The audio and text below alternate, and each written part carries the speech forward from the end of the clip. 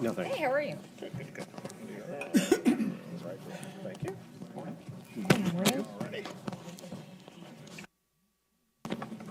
Thank you very much. We'll do the tie, okay? Let's put them over here. No, because I'm going to be turning left and right. That's fine. National.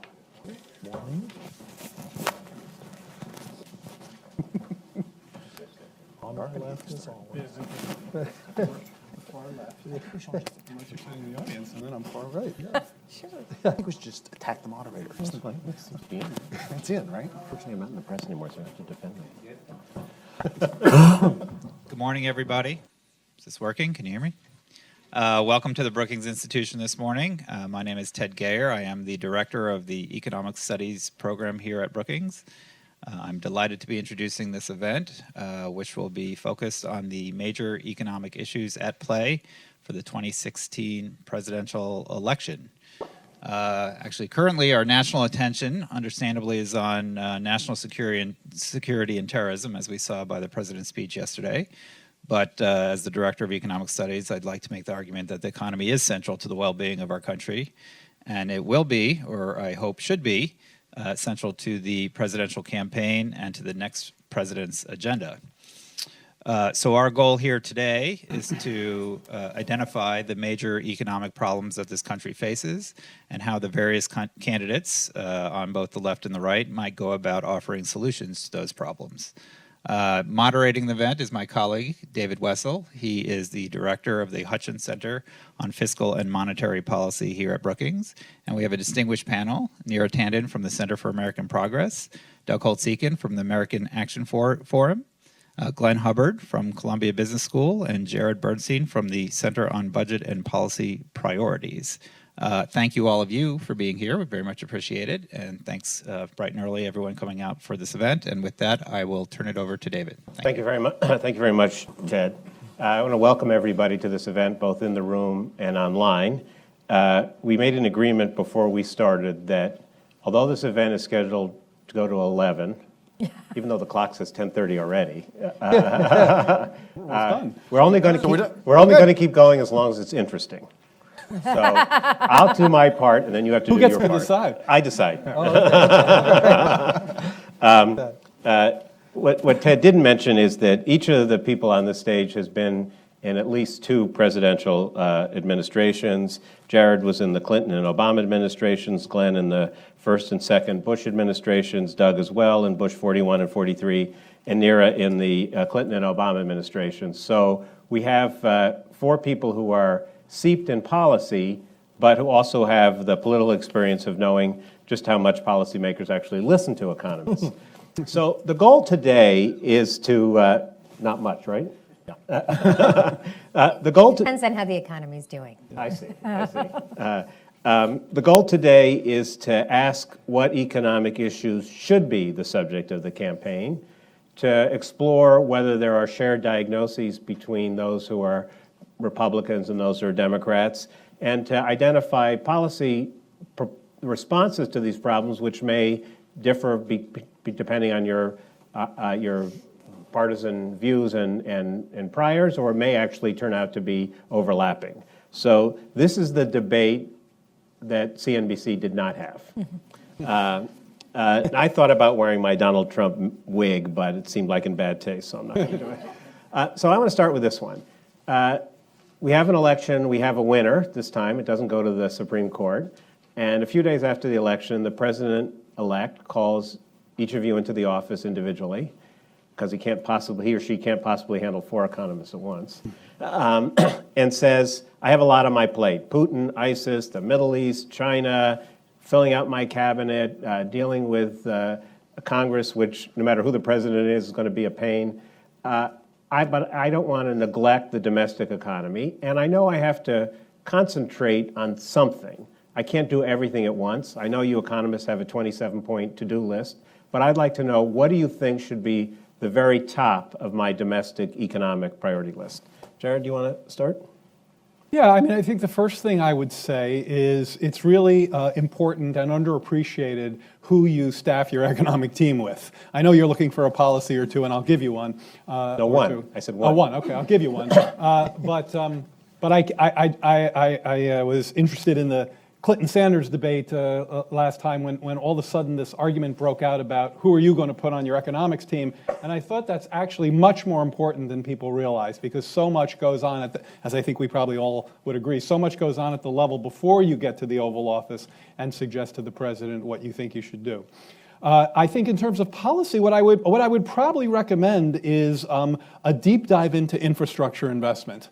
Something beyond, by the way, what we're trying to do with highways, which is just kind of maintenance, but to take advantage of low borrowing costs, some pockets of still weak demand in the economy, and investments that I think would both help on the slack side of the labor market, but also productivity enhancing in terms of improving the quality of our public goods.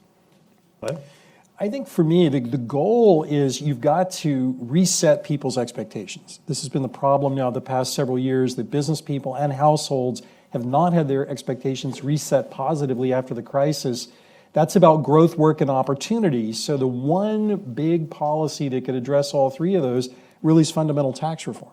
With business tax reform and growth, we have very high implicit marginal tax rates on work for many Americans, particularly lower income Americans, that could be fixed, and a number of pockets that opportunity is discouraged in the tax code. So if growth, work, and opportunity are the lens, the tax reform is the place to start. And the primary objective of that tax reform would be to raise revenue, to spur growth, to reduce inequality? To spur growth, to increase opportunities for work and remove barriers for against opportunity in the workforce. So I like both those, but I guess I'd argue the president should do Social Security reform. And the reason for that is the following.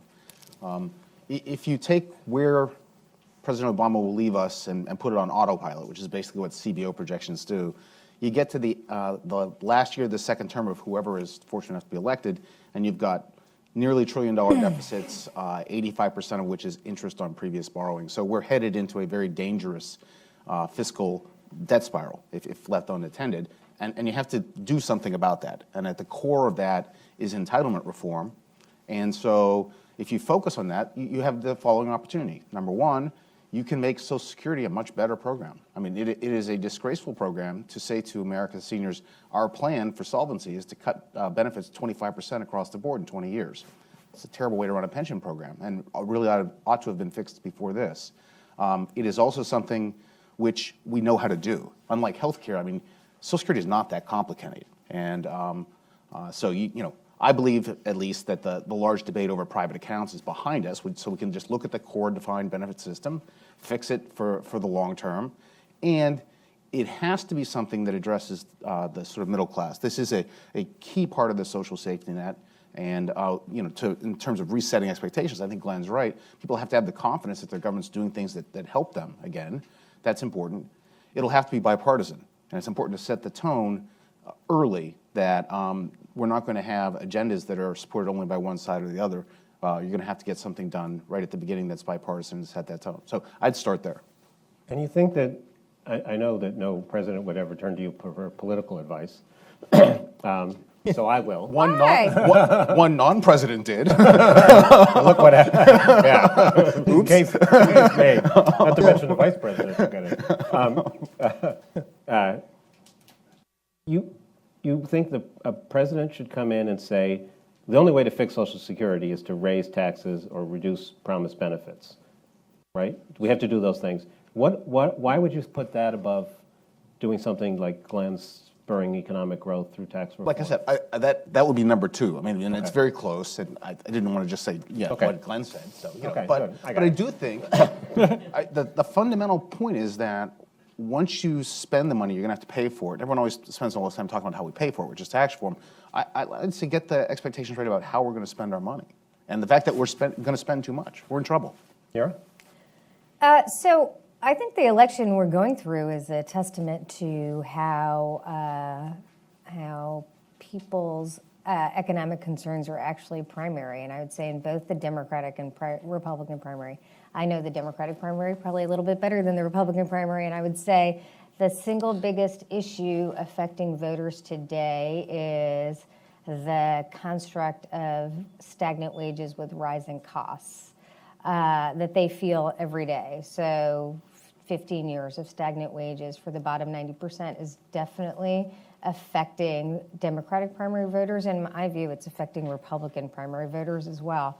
So I would say to the future president of either party that this country cannot sustain 15 years more of stagnant wages for the bottom 90%, and that should be the focus of the next president's presidency. That's a diagnosis. What do you do about it? So, I mean, well, obviously, Hillary has had some ideas in this regard, ranging from profit sharing, supporting profit sharing, incentives for firms, which helps firms actually that are profitable ensure that there's higher income for workers.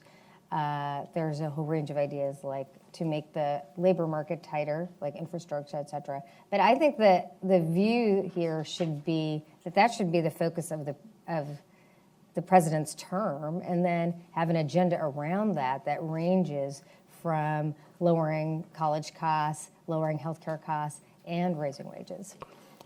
Glenn, I think there's a widespread view that Donald Trump has successfully tapped into a vein of anger and anxiety among a set of voters, including a large number of white, working class, non-college educated voters who haven't enjoyed much of an increase in wages.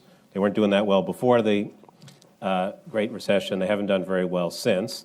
Now, I think there's a lot of things besides the economy that are bothering them. But if you were looking at the economy and the president came in and said to you, near attendance says I should do something about middle-class wages and incomes, what would you say, tax reform, or how would you sell that to the president?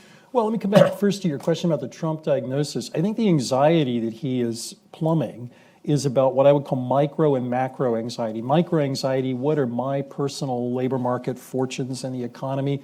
We know they're highly uncertain for the very group that you mentioned. And the other is macro anxiety. What I mentioned that expectations hadn't been reset. Are we going to grow at 2% or 3%? Which is it? And I think that really worries these voters. In terms of what you can do about it, the proposals from Trump not only make the economy worse off, that is, reduce GDP, they particularly reduce the fortunes of these very individuals. Anti-trade, anti-immigration, anti-growth policies that will hurt. What would help, I think, are elements of tax reform. I think a much stronger earned income tax credit, particularly for childless workers. I think we need to take a much harder look at work support throughout the economy. And I think that tax reform still matters in the sense of creating opportunity. So I think that the diagnosis Trump is making is real. There are people who are hurting. Unfortunately, his solutions are not only unrelated to, they're actually negatively correlated with those people's success, despite his use of the word management as fixing all problems. What do you mean by work support policies? Things that reward work. There are many reasons for us to think about work. I'll say two as an economist and one as a Presbyterian. The first as an economist is obviously work and paycheck. The second and more important economic development is that think of your labor market career as being like a ladder, and you don't get to enter in the middle or top of a ladder. So when we deny lower income people the opportunity for productive work, we've not only denied them income today, we've denied them a future. The third, the Presbyterian comment, is work is incredibly important socially as well as economically. It's defining, particularly for men in society. And the withdrawal of so many men from the labor force, I would argue, is a social, not just an economic problem, and Trump is realizing that. But when you say work support, you mean government subsidizing jobs for employers so they hire more people, or No, I mean public supporting work that the private sector would have granted. So the earned income tax credit expansions come to mind. My colleague at Columbia, Ned Phelps, has suggested broader kinds of wage subsidies, but they still are subsidizing a decision a private actor would make, not creating jobs. I mean, I think there's an interesting difference here that we can explore between the view, Glenn's view, a lot of which I agree with, and my own, putting aside the Trump thing, which is a whole other discussion. And that's that I very much agree with the idea that to address the kinds of problems that Neera raised, a more robust system of refundable tax credits like the earned income tax credit for childless adults, as well as expanding some provisions that were put in place in ARA and are actually on the table in the Recovery Act and actually on the table right now. So there's a political agenda to do what Glenn is suggesting. By the way, work supports in my world mean specifically things that help low-income people get and keep a job. So it might be childcare. It might be help with transportation. It might be help with health care. It's certainly some human capital investment. All of those are work supports. But the thing is, I don't think you can achieve the goal that I think Neera correctly identified for the next president strictly through these kinds of redistributional measures. So here I'm sounding maybe a little bit more like a Republican than a Democrat. Keep going. You can't go to Congress every year and say, well, there's more inequality, so we need more ETC, more CTC, more work supports. We have to continually ratchet up the redistribution function, and you especially can't do that if you're pursuing some of the tax ideas that I suspect some of the people on this panel, not me and not Neera probably, some of the tax ideas that will reduce the revenue base. So you also have to be mindful of the primary distribution. You can't do everything through the fisc. You have to pursue policies that will tighten up the job market enough so that middle and low-income people have more bargaining clout, more bargaining power, so that their paychecks begin to rise more in step with productivity before you get to a redistributive solution. Can I just follow up on the, Let's start with Glenn and then Neera, and then you get a chance. I want to come in on this, but also by agreeing with something Jared said earlier when he pointed to infrastructure. This is an example of what I was saying about resetting expectations. One of the errors the Obama administration made, in my view, in infrastructure was the targeted, timely, temporary mantra, the shovel-ready mantra, when what was needed was resetting expectations, a long-term commitment. I think that would be a very good idea. I don't think it principally for the demand reason, although I think it will help there, but I think it will help in terms of resetting expectations. So I throw that in as an agreement. Let me go to Doug. He can get a shot at this one. Oh, that's right. No, go ahead. So I want to just echo what Glenn just said on the infrastructure piece. I mean, I was on a bipartisan Transportation Reform Commission a while back, and our problem has been that we worry about gas tax versus non-gas tax financing, which is a sort of a sideshow in my view. And we just try to put more money into the existing structures. These structures need deep reforms, and we need to spend this money much more effectively and get better infrastructure and look at it as a long-term issue, not a short-term But stimulus. to go to the middle class, wages, So then the second Then thing again, I would Social say, Security reform. necessary condition is that we grow more rapidly. I want to 100% agree with Glenn on that. If you look at the U.S. in the post-war period, per capita income grew rapidly enough, so GDP per capita, that the standard of living doubled roughly every 32 years. So that meant in a person's working career, you could imagine reaching the American dream, whether that was sending a child to college or buying a home or getting vacation, whatever that might have been, that was a lifetime feasible thing. Given the projections for future growth coming out of the CBO and population growth, that's now 58 years. So the American dream's way off in the horizon, and But people are living longer, so necessary, it could still. Yeah, a necessary condition for success is going to be more rapid top-line growth. The best anti-poverty program we've ever seen, it's like the late '90s, is tight labor markets, drawing people in and raising their ability to work and great. So the remuneration. president says, I agree with you. I want to increase growth. So What are you going to do? So do the tax reform, do the entitlement reform, because right now we are on an anti-growth path. I mean, we're headed into a debt spiral. That's an anti-growth thing. You can't solve that by raising taxes, right? We're going to have $1 trillion deficit. We need $1 trillion a year in higher taxes. So you're going to have to control the outlay side of the ledger. You're going to have to do the things that spur working I'll get growth. back in a minute. Neera. yeah, so just to follow up on what Jared's saying, I want to totally emphasize the pre-distribution problem, but to bring it back to the primary. When you say the pre-distribution, you mean the market distribution of income? Yeah, the market Before distribution of the government income, intervenes. right? And from this work we did on the Inclusive Prosperity Commission report, I think there is a theory in the United States that there are just these global trends and there's nothing we can do about them. But actually, if you look at other countries, we have a particular pre-distribution problem in the United States. So other countries are able to produce market wage gains for the middle class better than we are. We've had stagnant wages over the last decade. other countries, Australia and Canada, as well as the Nordic countries, but not just the Nordic countries, have been able to produce those gains. I think that's for a variety of forces, one of which is that workers have more power and at the lower end of the income gain.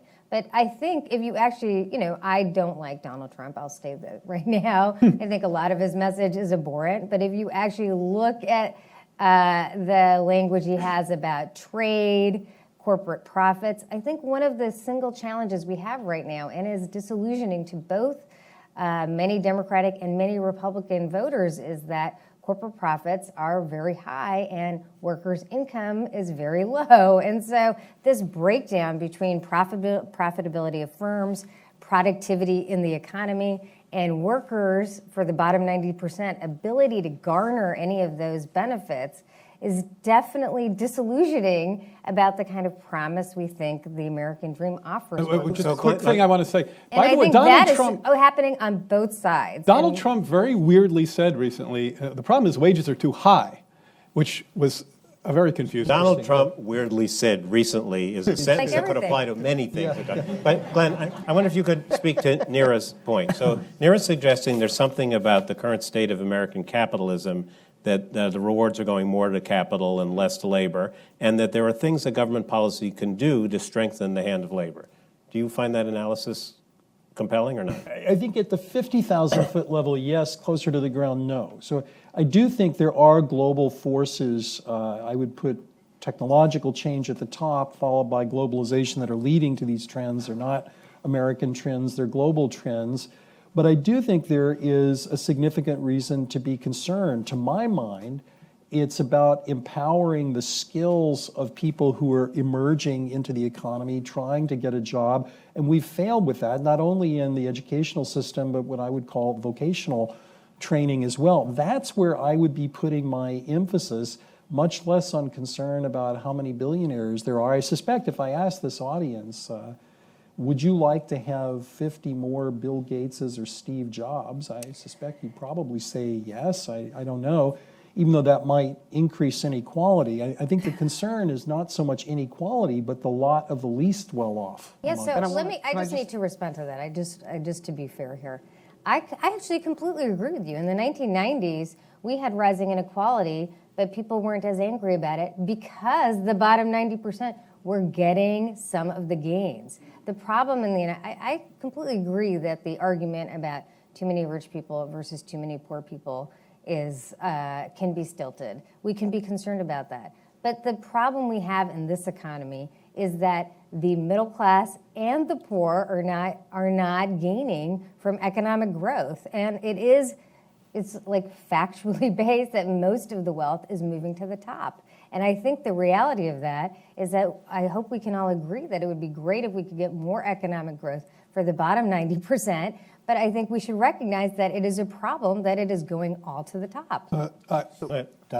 So I think there's, in fact, I know because Brookings and AEI last week put out a report of a commission that they put to try to come up with a bipartisan approach to alleviating poverty and helping low-skilled workers. And that recipe, I think, is agreed upon on both the left and right. It has to do with the skills, that whether they're academic or vocational. It has to do with family structures and making sure that people don't have children too quickly and before they're prepared to. And there's a recipe there, but it's going to take a long time. If we get a really good education reform, in 18 years we'll start to see the fruits of that as people enter into the labor force. And so the political system doesn't have a lot of patience for that. I think that's important work, and the next president should be able to walk and chew gum, and so do the things that we're talking about for top line, but also take care of this stuff, which is so essential for the long-run success. So can I weigh in on please. this discussion? So there's just so much on the table here, as one might have suspected. I want to try to bring it back down to this idea of what you recommend to the president. I don't think that you can, again, get too high up in your altitude in terms of 50,000 feet when you're thinking about these issues, especially at the level of advising the next president. So the idea that there could be a bunch more rich people is not anathema to me or anyone up here. But it's not just because they're really skilled or they come up with a great new idea like Steve Jobs did. There is an inequitable structure built into the economy right now such that many of the folks that we're talking about here are extracting significant rents, meaning levels of profitability that go way beyond what efficiency would dictate. So if we're going to have more inequality and more millionaires and billionaires, we're going to have to make sure that they're taxed accordingly so that we have the revenues we need to do the kinds of things we're talking about here, whether it's work supports, whether it's wage subsidies, whether it's more training, whether it's infrastructure. So that's part one. But I also think I would advise the president to take steps to dampen the kinds of rent seeking that we've seen, particularly in the financial sector. And actually, there are ideas on the table that both Clinton and Sanders have put forth that I would endorse that have to do with strengthening financial market oversight. Yeah, on this point, I think that I'm not terribly sympathetic to where you started on the tax piece, but I'm very sympathetic on competition policy and rent seeking. We need to have a competition policy that makes sure that if you get rich in America, it is because you had a better idea that's sustainable for some period of time, not simply that you've been able to successfully use the state to block people out. The financial services industry has had a lot of rent seeking. And I do think we need to focus like a laser on rent seeking and competition How about policy. a state tax? Can Would you, be can you, sympathetic to? can you just, for people who don't know, define rent The seeking? Reagan thing. Define rent Rent seeking would be using, rather than using, if Jared and I are competing with one another, using our competitive smarts to fight, I go to the regulatory authorities and try to use them to block him. Probably the only way you could win that fight. by the way. For sure. You go to the moderator and you The have them cut Jared former off. way is good, the latter way is socially very costly. So this is one of the reasons that I at least am concerned about Trump and other businessmen in political life. In my experience in 2 White Houses, and on a campaign especially, you get these very successful business people, they roll in, they want to dictate what policy is going to be. Well, they got successful largely by creating monopolies, and so their idea of good policy is let's create a bunch of monopolies, and it's a disaster. And so we do actually have to use our regulatory apparatus to enhance competition, not to restrict it, and generally that's not what they're for. Glenn, you have talked about aspirational goals and raising the expectations of America, and that seems like a good idea. We certainly don't want to have the opposite.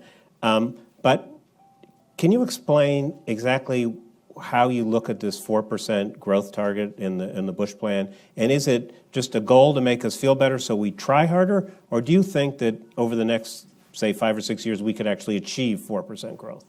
Let me try to unpack that in a couple of parts. I think over the course of a recovery, the one that we went through, we could have grown faster. Typical recoveries have faster growth. With better policy, we would have faster growth, even 4%. If you're asking me a longer-term question, do I think the U.S. economy can grow over the next 50 years at 4%? I think that'd be a real stretch. To me, the debate, and it's still huge for our economy, is do you believe with the gospel of secular stagnation that we're stuck at 2% or less? Or do you think the high 2s or 3% are possible? Over a generation, those are vast differences. That's the debate we need to be having. I would salute any politician who aims for a high number and says, let's go there, as long as he or she can connect it to the American people on what that means. But growth should be the center of this debate, 2, 3, or whatever your number is. Can I say, so I think that that's, I think that this whole growth discussion is somewhat unfortunate in the following sense. I mean, it's great to aspire to higher growth rates, as David suggested, but you don't really have a realistic discussion, especially among, somewhat technocrats that are up here on the stage, unless you actually break down what it is you're talking about. Otherwise, you get, Bush saying 4 and Huckabee saying, I'll raise you and going for 6. And who Trump's knows? at 10. Yeah, okay, well, there you go.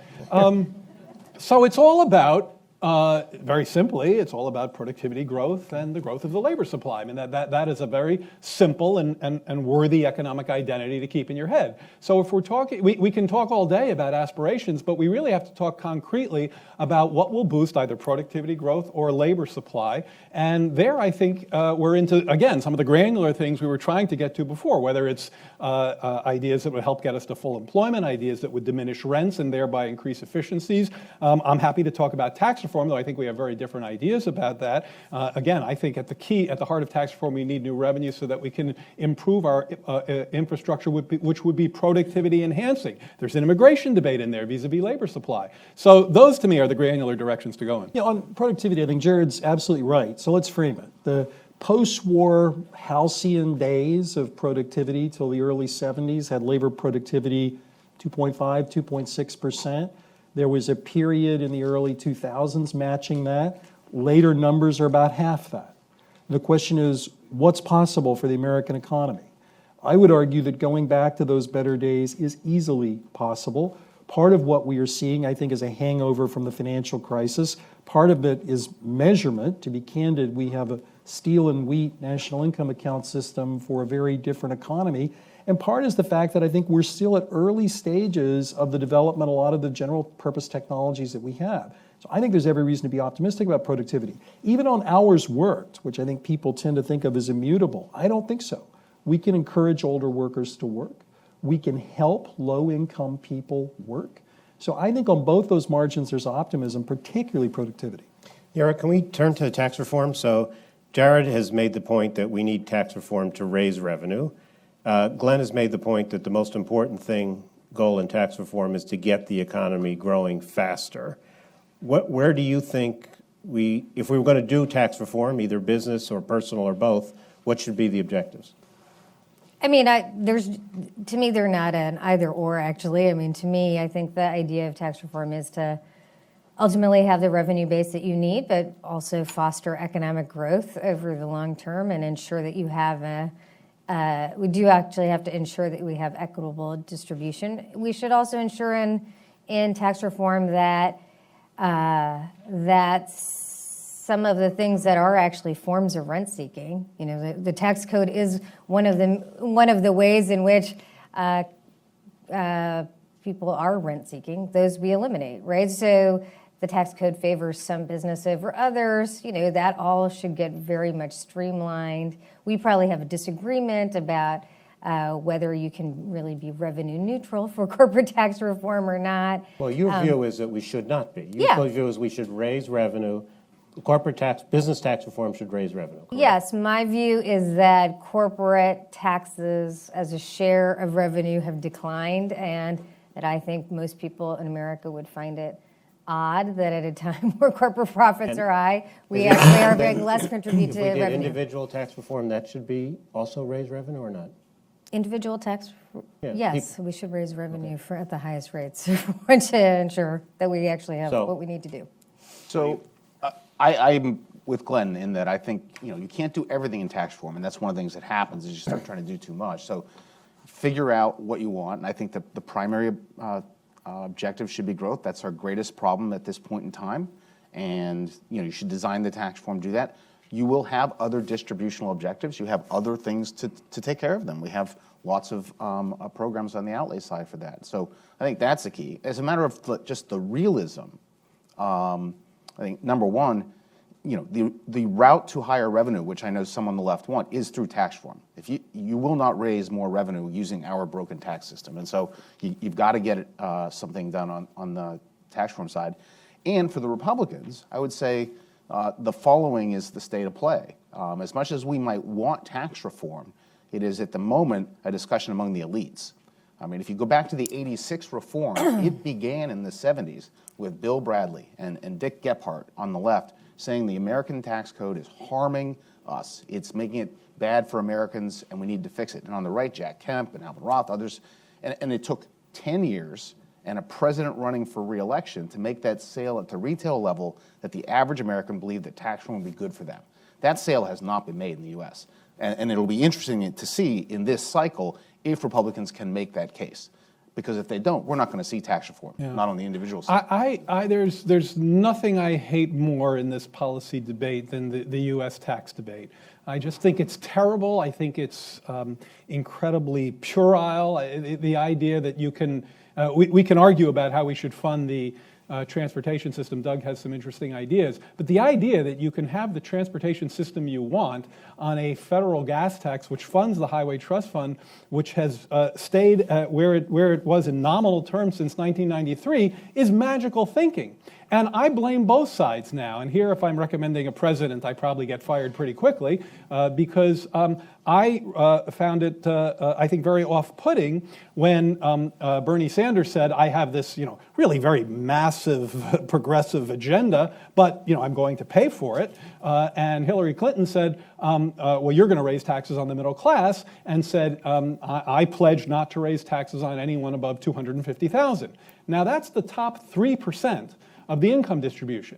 So the tax debate at this point is so horribly cramped that if you're a Republican, and I'm not necessarily talking about the guys up here, because I think some of what they're saying is resonant. But only some. Only some. If you're a Republican, you're saying, well, we can't raise taxes. In fact, we're going to lower them quite massively. If you actually look at the plans that the Republican candidates put forth, I'd say very inconsistent with everything you've heard up here today, including from the Republicans. And if you're a Democrat, you say, well, you can only raise taxes on the top 3%. Now, I'm not running for office, and Secretary Clinton is, and she knows things I don't, and maybe that's how you have to get elected nowadays. But that still makes it a ridiculously cramped debate, and I think we can't possibly get to where we need to go. Just on demographics alone, forget about new ideas. So Glenn, so Neera and Jared are arguing that we have to increase tax revenue. And I think they mean increase it as a share of GDP. Yeah. You agree or not? I don't, but it's because I want to get back to where Doug started this discussion this morning. The primary fiscal policy decision is spending.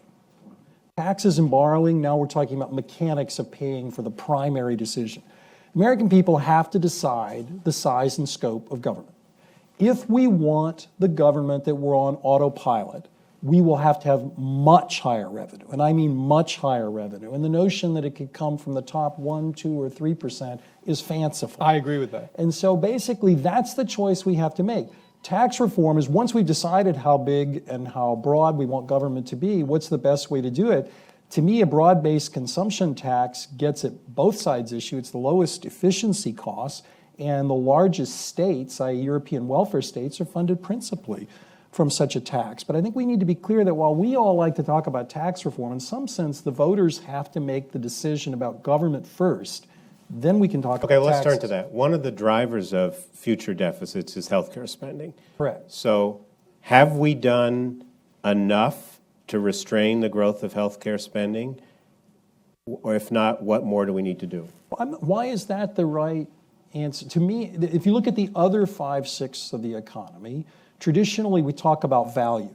So if you ask what share of GDP is the men's suit market, we don't pay a lot of attention to that because we assume the market gets it. So you think we're getting good value for our healthcare dollars? I don't, but that's the pivot that I want to make. It's not to me about what share of GDP it is, but about value.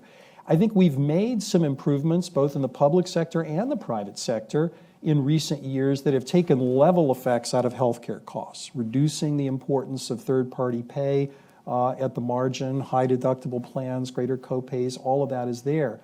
The American people have to decide how much other restraint they want. A lot of the growth in healthcare spending comes from technological improvements. In most of the economy, we don't think about having the latest and greatest because we can't afford it. But in healthcare, we all feel that way.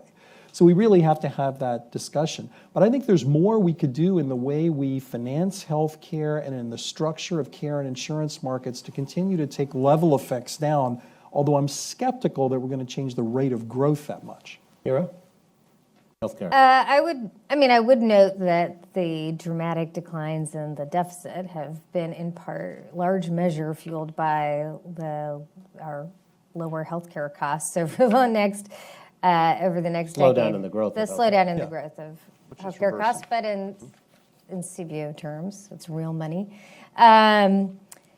So I think the challenge we're seeing, if Doug disagrees with that as a former CBO director, that's There's fair. no real money there, but go ahead. I mean, we have seen year-to-year deficit declines from the same thing. So I think, I think the reality here is that clearly we can have a lot more value in our healthcare system, and the system is, the optimist note is that the system is reforming itself in many ways. The structures are transforming so that we are creating incentives in the private sector to lower healthcare costs. Here, this is an interesting challenge, right? So from CAP's perspective, we were looking at this, at the fact that people are still so focused on healthcare costs, right? If you ask people their number one healthcare concern, it's high healthcare costs. At the same time that we've had national healthcare expenditures moderate, and the rate of growth has been at a historic low. So let's unpack that, and it actually gets to something that was just referenced. People feel like their healthcare costs are high because their healthcare costs are high because of high deductible plans. Deductibles have actually increased dramatically. They've gone from an average of $200 to $1,000 in over a decade. This incentive structure we wanted to create, which is have people own their healthcare costs, is also driving their anger at the healthcare system, right? They're paying more and more for their healthcare costs, and employers are shifting costs to them.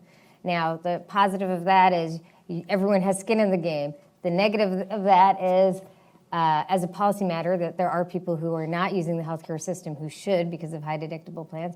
But also, it's another way in which workers feel, with very little voice in the system, that they are just kind of getting the shaft. If you look at national health expenditures, the people capturing the reductions are employers and providers.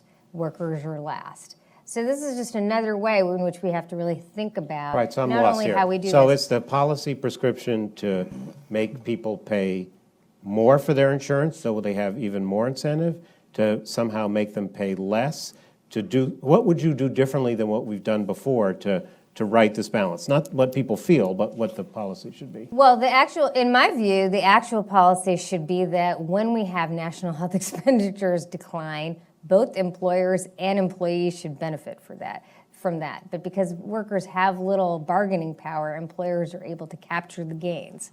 I'll send you a paper on this topic that we did. So I think the issue here What is, do you pull? what lever do you pull? You can use transparency, the fact that people don't really have clear transparency on their benefits and the value of their plans year to year is one way to pull it. But I think the issue here is we definitely need to have national health expenditures lower. The challenge I think we have to think from a policy perspective is ensuring that everyone gains from that, not just employers and Okay, providers. so Doug, Come back in on this, because Okay. I just don't buy. I was born in 1958. So if you gave me a choice between 1958 healthcare at 1958 prices and today's healthcare at today's prices, I will choose today's healthcare and today's prices, even though the theory of price deflators says I should be indifferent. That says that on average, there's been a lot of quality improvement in healthcare. So on average, that statement can't be right. What we want is at the margin for it to be right. And that's why these incentive effects are, but the notion of health expenditures higher or lower, these kind of average statements, those aren't right. But how do Share you compare GDP. that to every other country? I mean, they have Yeah, other countries have high-value healthcare plans and spend. She's talking as a share of GDP. Yeah. Obviously. right, I no, mean, but they've made obviously. different- Wait a So- second.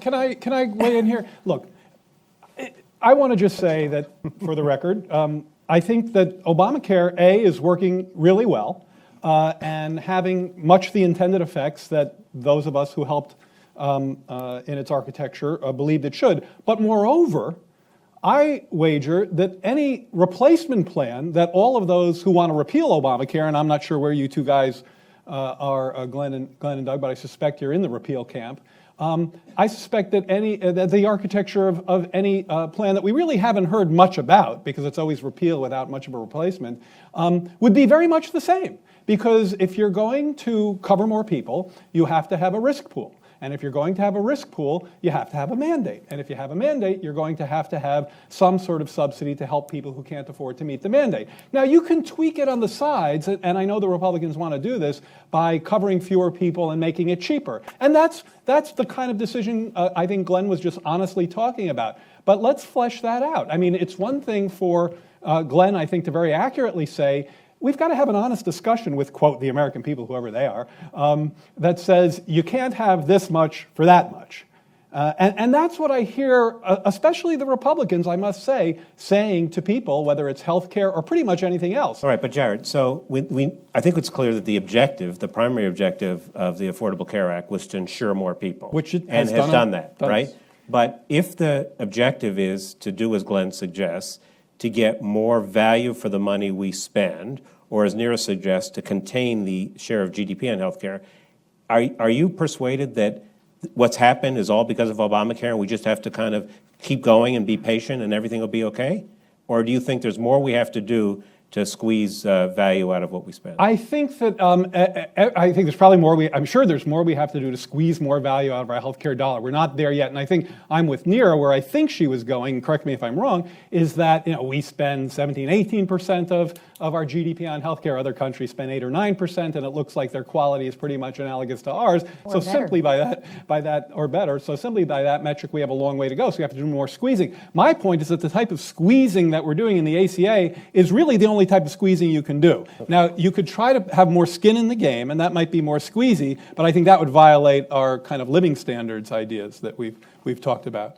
You look confused. You want me to elaborate what I'm saying? No, if you squeeze out unnecessary care, you haven't hurt my living standards. No, I'm the saying trick it- is to get the incentives right. No, I'm saying that one way you could do that is to raise deductibles and give people more skin in the game.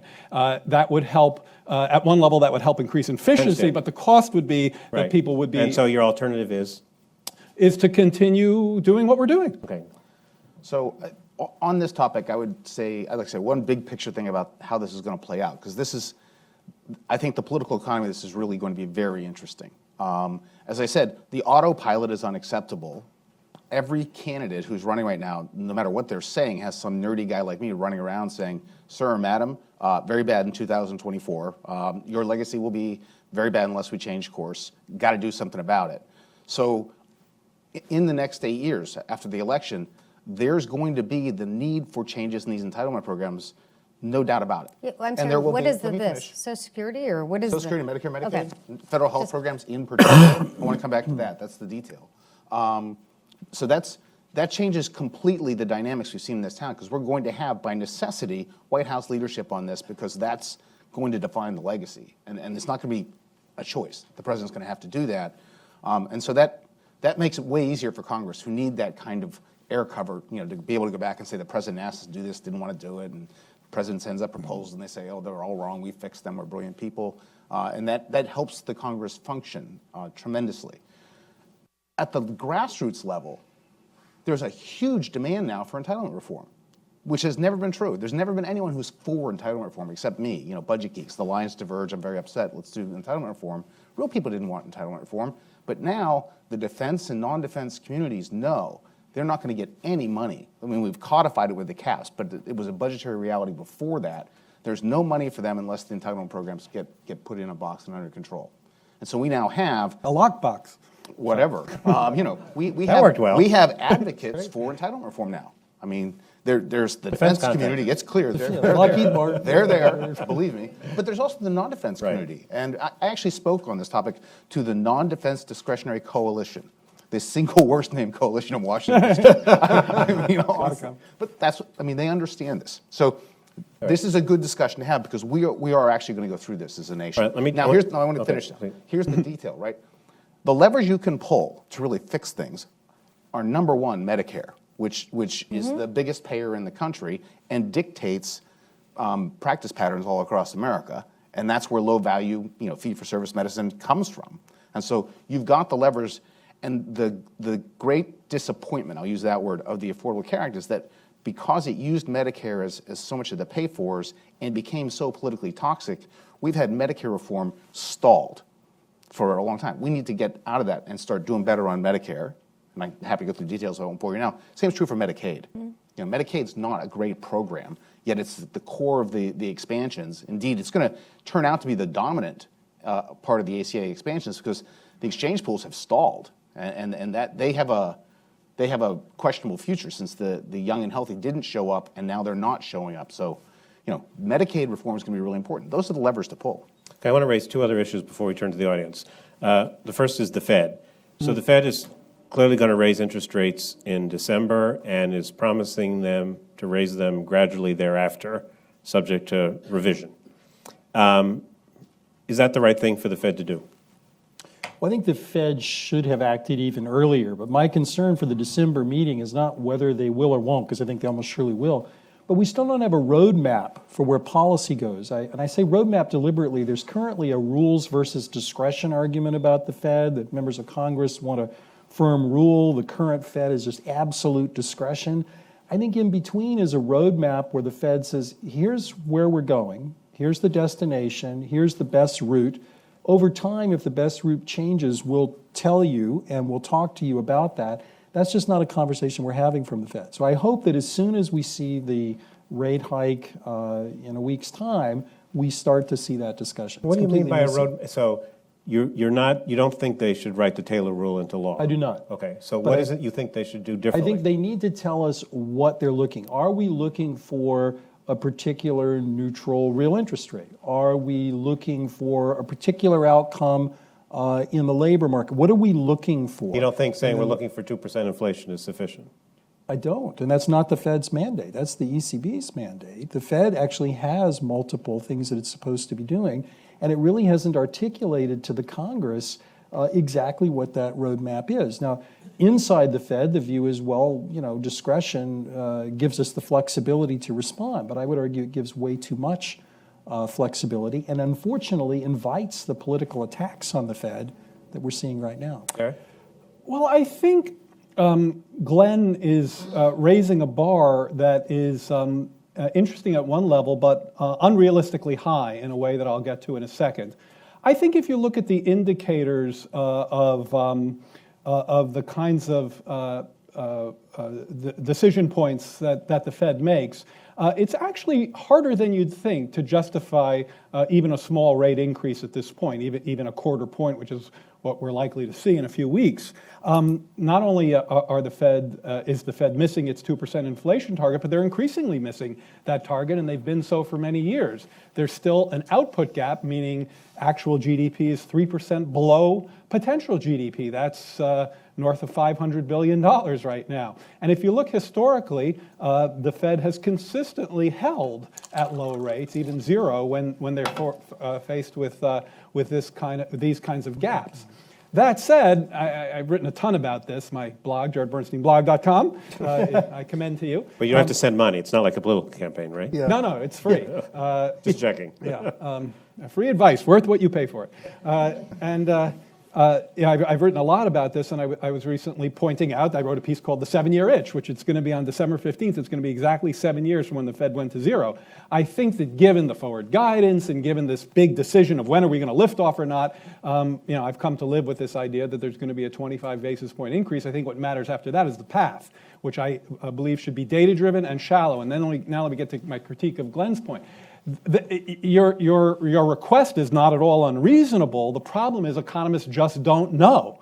The Fed economists don't know, and they've got hundreds of the smartest there are. They don't know what the full employment rate is for unemployment. They don't know what the neutral rate is for the interest rate. It's moving around. They think that temporary factors having to do with energy prices and the strength of the dollar are jamming the system, but the Phillips curve, which has been the long-term workhorse, the kind of decision rule that the Fed has used, is The Phillips curve being the relationship between wage inflation and unemployment. Yeah, or price inflation and unemployment. And these relationships have broken down. So I am talking to an august macroeconomic professor here. Macroeconomics Doesn't seem to have restrained you at all. Yes, I am unrestrained in my critique of the current state of macroeconomic thinking. Macroeconomics is in a very tough way, and honest Fed economists will tell you as much. Just to come back on this, I think we're asking way too much of the Federal Reserve. And in fact, to get at any of the issues that Jared rightly points to, these are issues for the government and for fiscal policy. I don't know of anyone who believes that the current cost of capital is restraining business people's eagerness to invest. And so I don't think that Fed policy is that meaningful in that regard. My concern is that next spring, we're probably looking at an unemployment rate of, call it 4.7%, with a reversal of commodity moves, inflation back at 2%, and an economy growing at its potential, at least as CBO would define it, or maybe even a little above. Is that an economy on life support for monetary policy? And at the same time, we're sending all kinds of crazy signals for credit allocation. I have the same economic fears that Jared has. They're just not solvable by monetary policy. The only thing I'll say about that is that every forecast, at least from the Fed and other private forecasters as well, for inflation doing the kind of turnaround that Glenn just suggested, have been wrong for literally 7 years running. Okay, I was going to change the topic unless you guys feel, all right? You want to talk about the Fed? I want to say I'm worried about the Fed as an institution. I would agree with what Glenn said by and large. I think if we wrote out the next 2 years of GDP growth, unemployment, and inflation with perfect foresight, no one would know what the Fed would do. And that's a problem.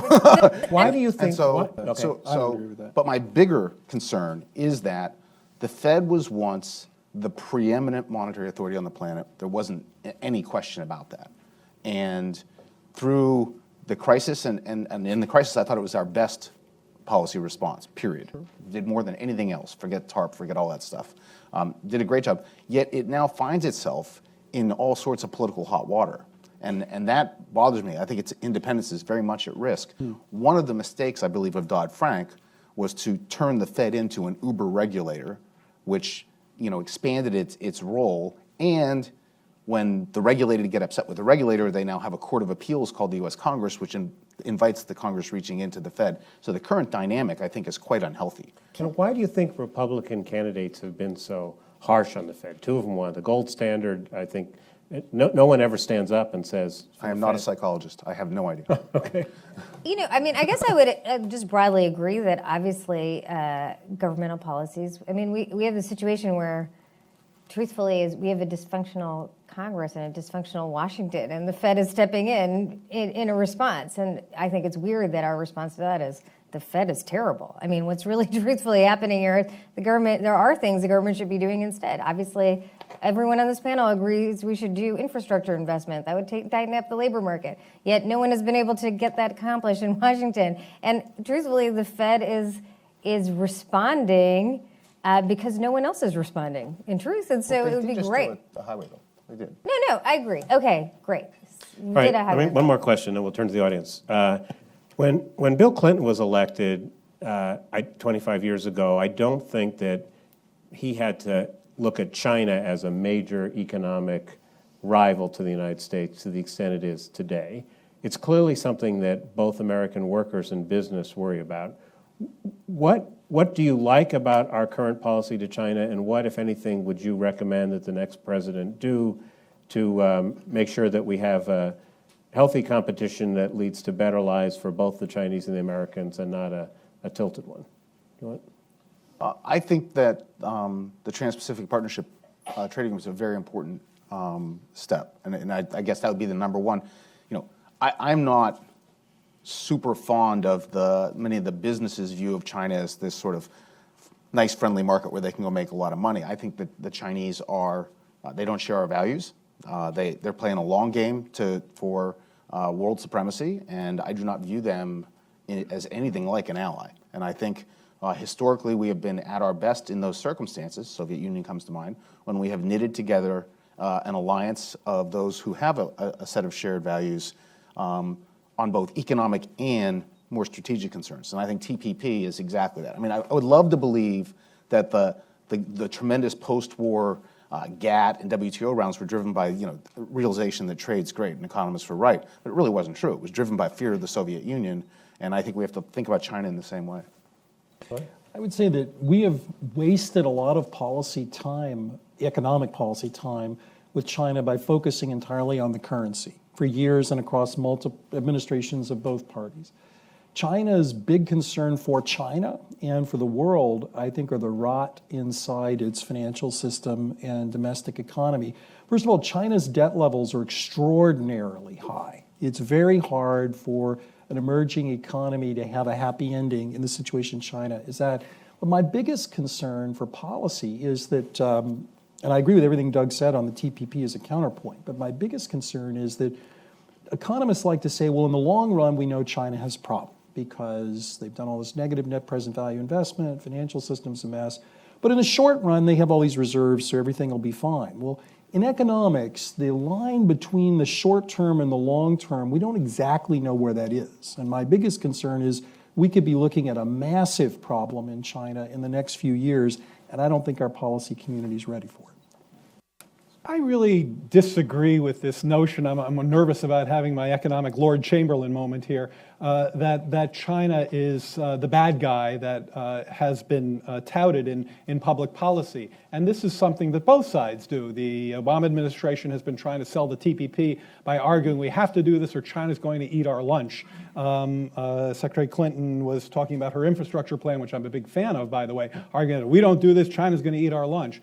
You know, I just don't think that's particularly realistic. And in fact, I would argue that China is in a better place vis-a-vis the United States than it was when Bill Clinton was elected president, because then they really were managing their currency big time to the tune of large trade deficits. Now we still have big trade deficits with China, but I think their currency is pretty well aligned. I also don't agree that they've got the debt problem that Glenn suggests.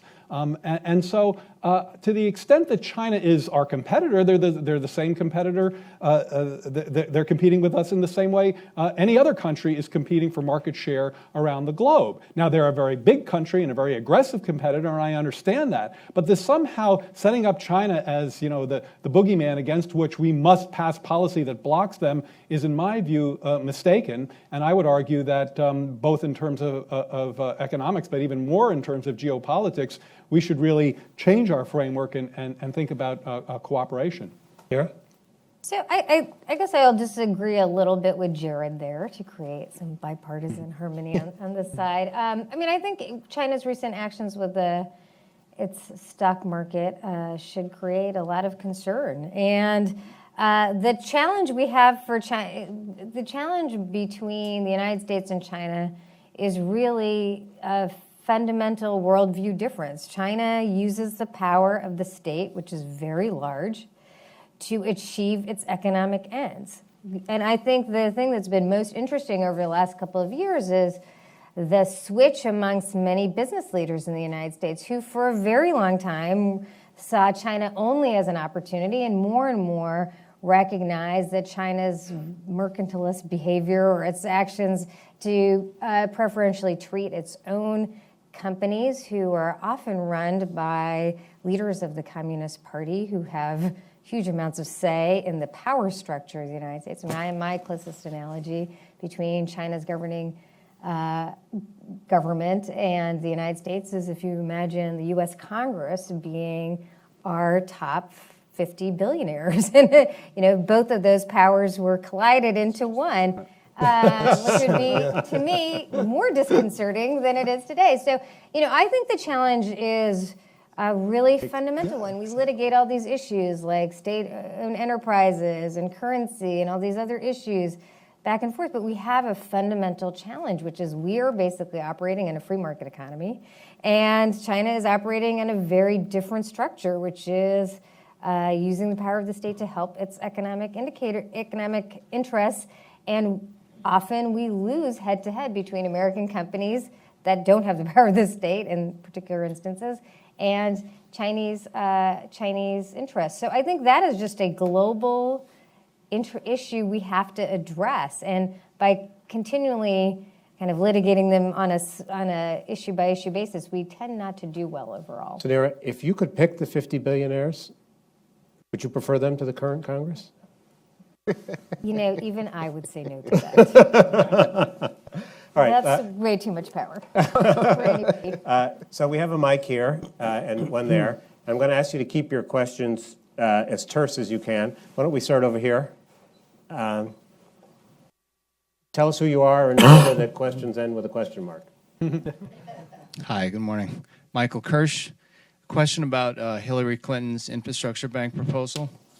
Glenn Hubbard, on your website, you have an article that critiques that proposal, saying that it would probably create the same bubble of long-term liabilities. Maybe that's not exactly what you said, but I've never similar written on to. Hillary Clinton's infrastructure proposal at all. Well, if it wasn't yours, then it was. Then maybe it was not. I was critical of it. Okay, maybe well, it's- let me just mildly ask critical. So the idea was Critical is important.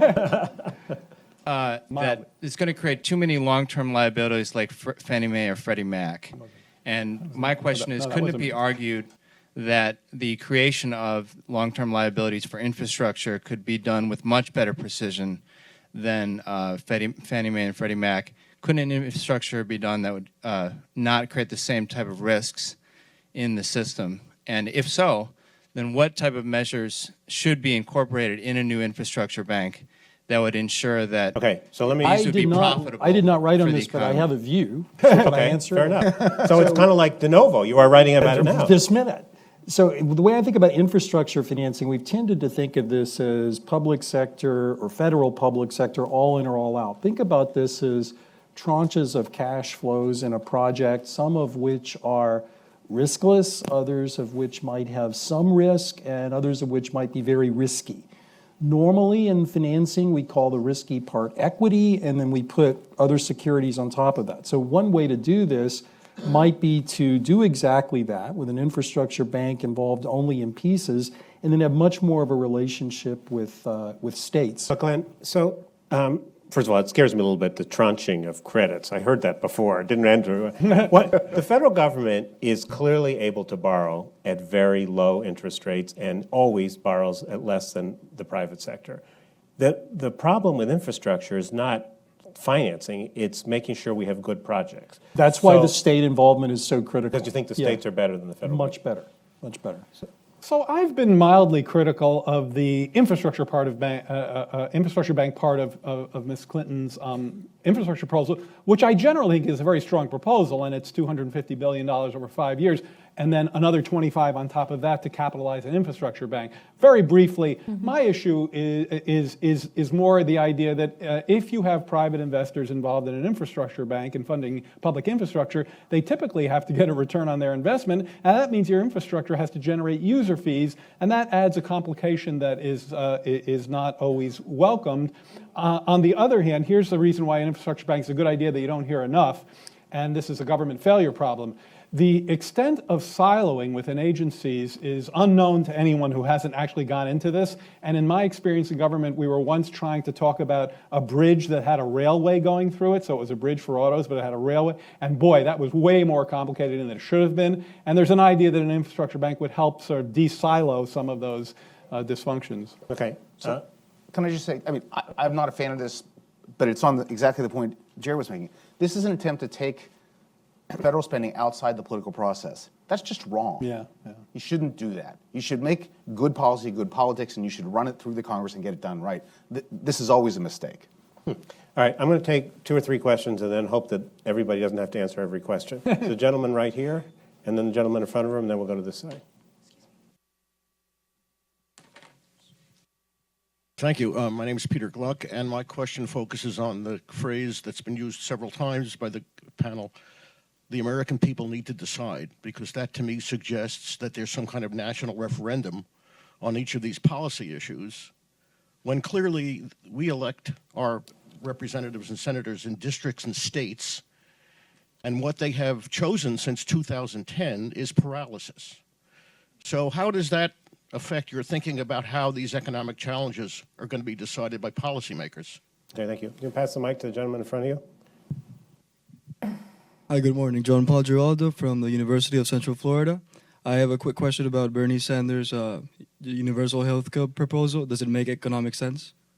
Okay, and there's a woman on the aisle here. Thanks. Good morning, I'm June O'Connell. If you accept that since the Great Recession, there was a perception that everyone was hurt, but everyone hasn't recovered equally, and that things are benefiting from overseas, to your original question to start this discussion, what would you say to a president who committed to ending call centers overseas and pledged to change the tax structure that allowed that, and to pledge to return those jobs to the United States, and a president who pledged to end tax structures that benefited the flight of American Okay. I got it. headquarters overseas? Okay, so first, anybody want to stand up for Bernie Sanders' healthcare plan? You wanna discuss I wanted it? to say one, you go. I wanted to, Short quick answer is thing. no. So I think to be 100% fair to Bernie Sanders' healthcare plan, it is absolutely the case that other countries have single payer healthcare systems and spend less money overall and have better healthcare outcomes, in part because they can align interests around investments in prevention because there's a single payer. He does call for increasing premium. I mean, basically does transfer the premium costs that everyone pays to the government and the individual. So you do pay premium costs. It would then become a tax liability. You know, my own view is that lots of people struggle to get to the Affordable Care Act, and so throwing all that out for a single payer system is politically difficult to do and really not worth it. But I just want to treat it on the merits that a lot of people have attacked the tax issue, and I think that's relevant. It is an increase in taxes, but it supplants the premiums you would pay. Okay. Very, very quickly, I'll be very brief, because I have a different view. I actually think, I view Bernie Sanders' plan as Medicare for all. I actually think that's a very good idea. It would, the fact is that cost growth in Medicare is considerably and consistently much slower than it is in the private sector. So it would actually overall save money for the economy and increase efficiency, because unlike Doug, I actually think Medicare has made some very important and efficiency increasing reforms, which I can get into if you want, but you probably don't want to right now. You're right. All right, so the gentleman asked, so we do have a presidential election, and we do choose between people with portfolios of policies, but we do seem to have, as a country, elected a bunch of people who can't get anything done. So how does that square with the American people need to decide this stuff? I think there's two answers. One is we have to have a discussion, and because the discussion is painful, it will happen only when voters, the media, and so on force politicians. But we need more. We need more rules in the budget process that do things that may sound arcane, from lengthening the window over which a budget is made to putting so-called mandatory spending, entitlement spending on the budget for decisions with overall budget caps. Once you have rules, then politicians have to make decisions. Whether they decide to raise taxes or cut spending, that's political. None of us can help with that. But if you force the choice, you'll get the choice. But is there anything that you see in the campaign so far that leads you to believe we're having that kind of discussion? No, because no candidate, well, there are several candidates who have served up versions of it, but we're not hearing a national discussion, in large part because we aren't asking for it. I think this is, I mean, maybe I guess most of us have actually been on campaigns at one point or another as advisors or actually on the staff of the campaigns. I mean, the fundamental challenge we have is we have two different electorates in a presidential cycle and an off-year election, right? So in the last several of them, in 2008, you had one composition of people voting. In 2010, you had a different composition. 2012, one composition. You have this second composition, 2014. And the truth is that the parties, I don't think there's a failure of political leaders just not negotiating these things, or they're all terrible, despite what you want to hear, what you hear in politics. The reality is that the parties are farther apart than they've ever been on really core fundamental issues. And the reality is, in 2016, we'll face a Donnybrook election. What's weird about the moment we're in is that the parties are moving farther apart. I mean, usually you have a presidential cycle, the third term of any party, and the opposing party has moved closer to the center in response. Whatever you say about this, and I'm not to be critical or anything, but the 2012 Republican Party moved to the right of 2008, and the 2016 debate is to the right of 2012. It is an unusual occurrence in politics for that to happen. Richard Nixon in 1968 had moved his party domestically leftward from Barry Goldwater. So if you think about these things, we were in a unique moment because the parties and really the people, and you can see it every day in the discussion we're having. It's like everyone in Washington wants to say political leaders just don't listen. They are listening too much. And the bases of the parties are moving in opposite directions. And I will say what I said at the beginning. I think that is because, in my view, it might be a whole host of international issues, et cetera, but I think that is because after 15 years of wage stagnation, the parties are responding in different ways. This will sound a little critical, but I think Republican-based voters are more anxious about the other, and that's why you see a debate about immigration and Islamophobia, all these other issues. That's my sense of it. Democrats are more concerned about rising inequality than at any point in the last 20 years. And that is roiling both parties, and they are moving. So that is why I would say to the next president, you have to solve this problem because the politics are going to get more and more and more disruptive until you do. Can I agree with that? And there's a layer on that. I think that's brilliant analysis. But remember, within the parties, there's also this split. There's a struggle now for who owns the Republican Party brand, and Yes. who is going to be seen as a Republican. Same's true on the left, right? The progressives are further left than many of the others. The blue dogs are all gone, and so there are these two parties with these missing middles at the moment. So the primaries are chaotic.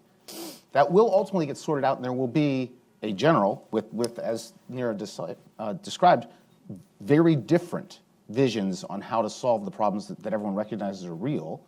But that's a good thing. This is the teachable moment. That's why I think presidential elections are so important. They're going to have to come down to some decision as a candidate on what they're going to promise to do when president, because there are real issues that have to be dealt with, and the American people will ultimately have to make some decisions. They will. One party is a little less chaotic than the other. I need to point that out. I think that's a statement. But that's not really true. If you guys still ran the House, you'd have a mess because you couldn't.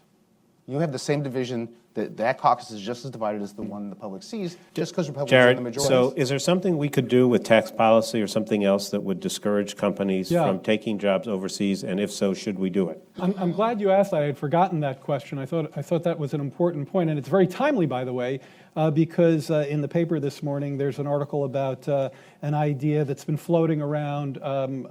Steve Rosenthal, TPC, thought of this, and Hillary Clinton apparently is now signing on to this idea. And the idea is that it's an anti-inversion idea, and kind of one of the things you're talking about here is this idea of corporate inversion, where companies essentially move their tax address to another company to take advantage of lower rates there, but basically keep their operations here. And there are a number of policy tweaks that would block that, but one that was suggested this morning by Ms. Clinton I thought was very strong, and that was if you're going to invert, you have to pay a very significant exit fee, meaning a one-time fee on all of your earnings, your overseas earnings that have yet to be, quote, repatriated to come back here. So you have this $2 trillion plus deferred foreign earnings sitting overseas. Having that kind of a toll booth is one idea that would help. There are many more, but I think it's a good idea. So, Glenn, I'm not sure that would do much to keep jobs here. Should the tax code discourage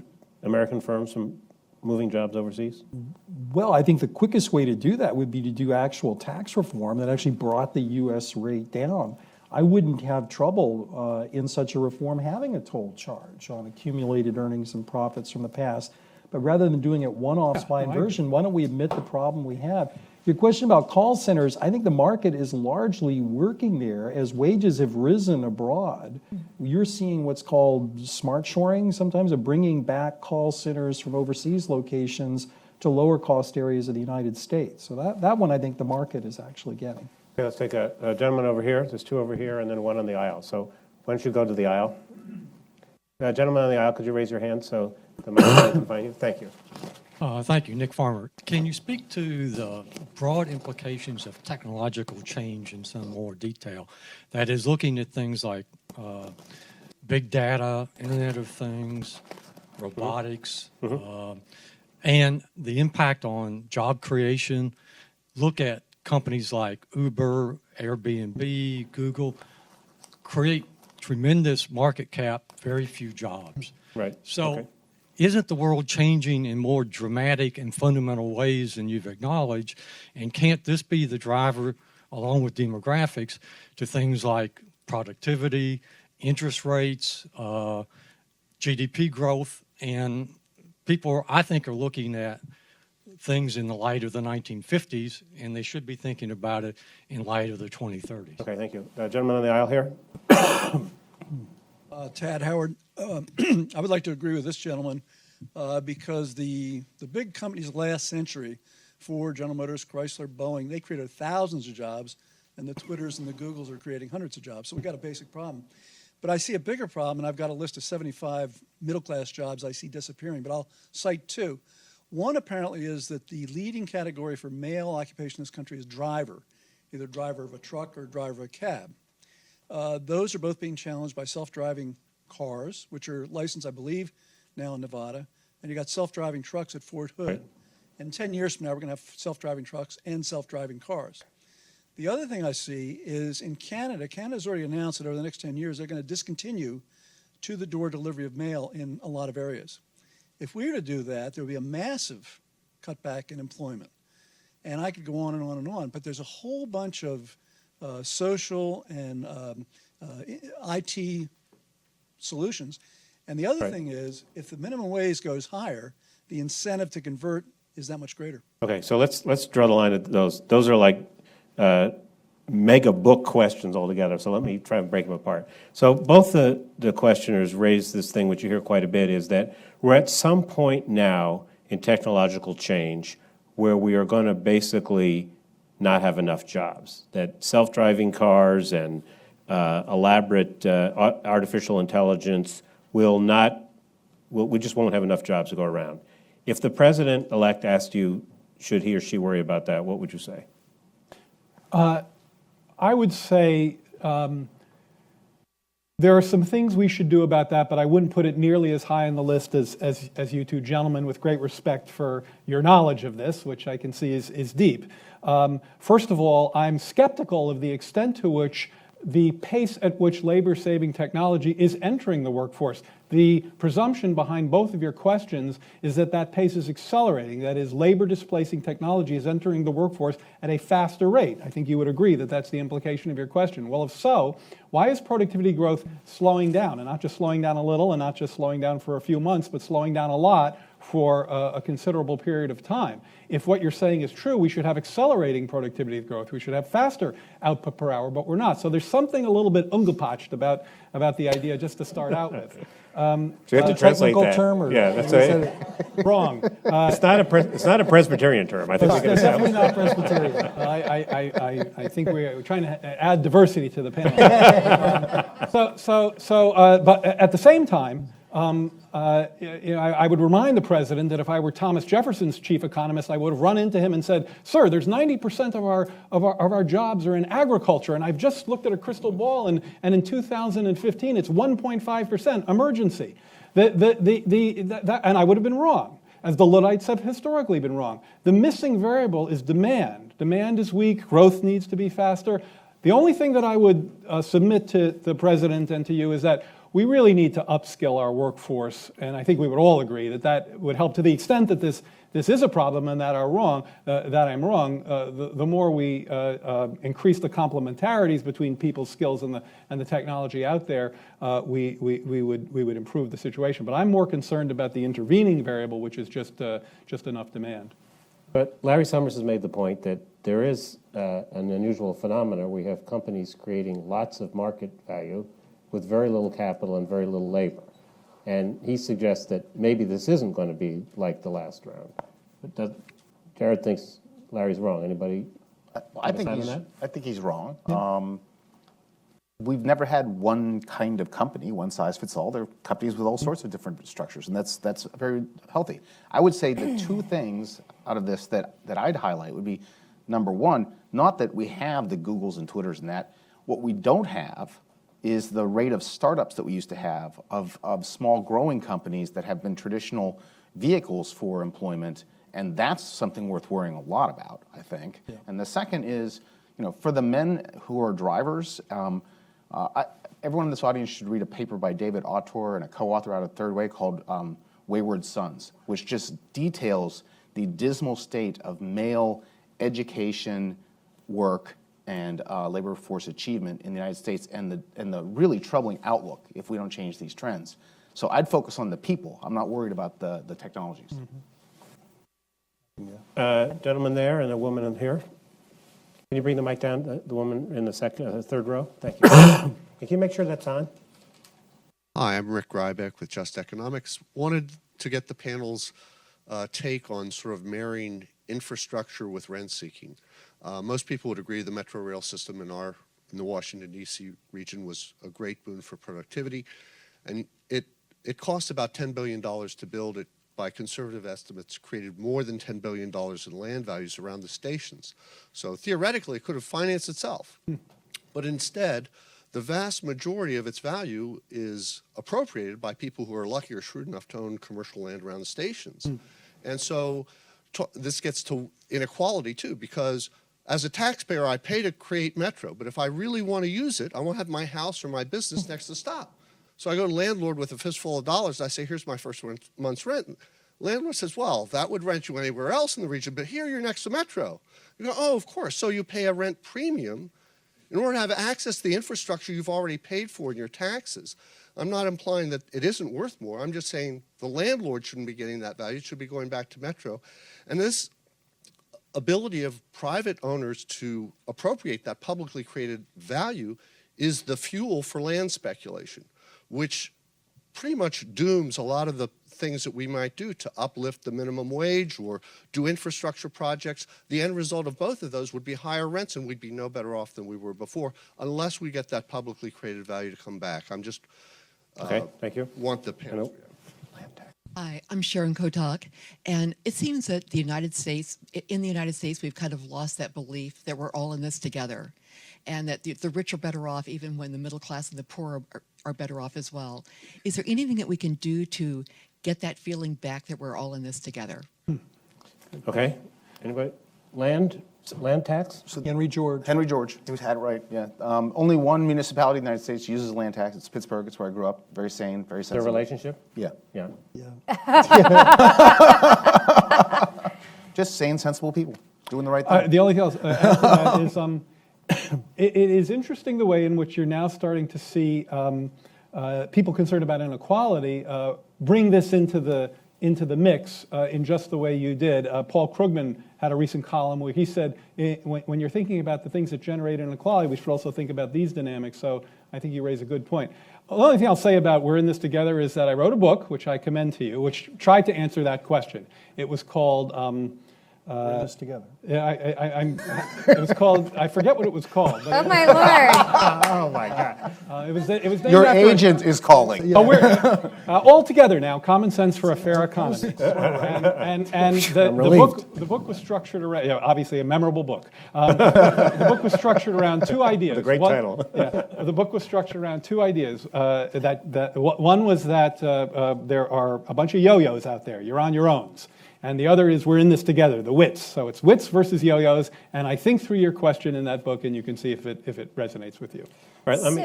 Can I answer? I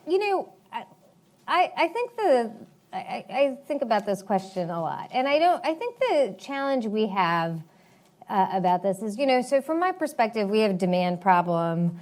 We kind of have a bit of what I would characterize as a free rider problem. The incentive structure for every company is to lower its costs.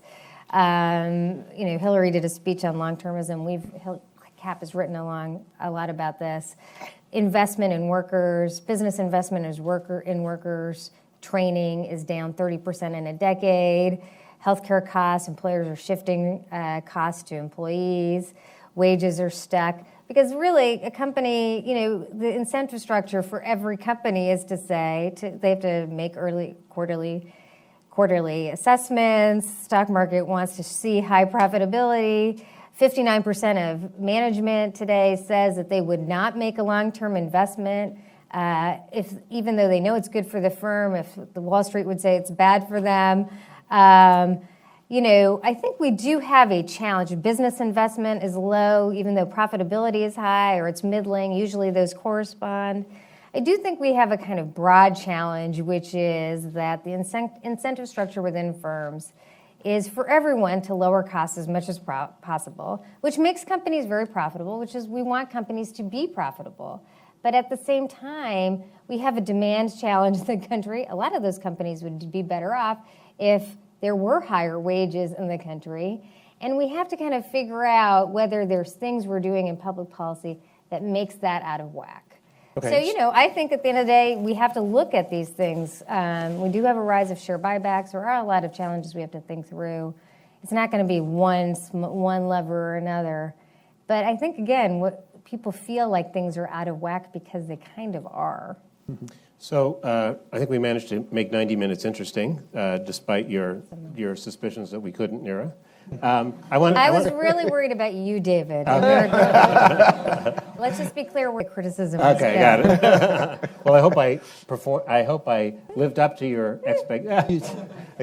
I want to ask you each one question. So, if we were in one of those presidential town hall meetings where the candidates are on the stage and people here in the audience were the people who were just plucked completely by random, not screened by anybody, as we know these things work. What one question would you like to hear the candidates respond to on this broad question of economics? Maybe I start with you, Jared. What one question would I want to What get? would you pose if there were candidates up here and you could ask one question? Sure.